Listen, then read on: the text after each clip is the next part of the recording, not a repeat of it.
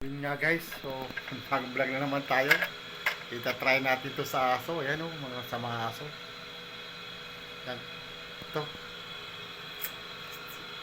I-try natin to sa mga aso guys. Ayan o. Stay tuned lang kayo.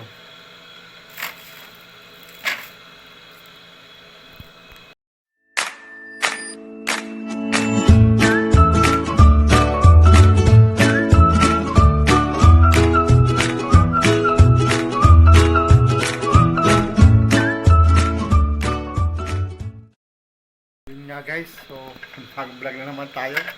Ita-try natin to sa aso. Ayan o, sa mga aso. Yan. Ito. I-try natin to sa mga aso guys. Ayan o. Stay tuned lang kayo.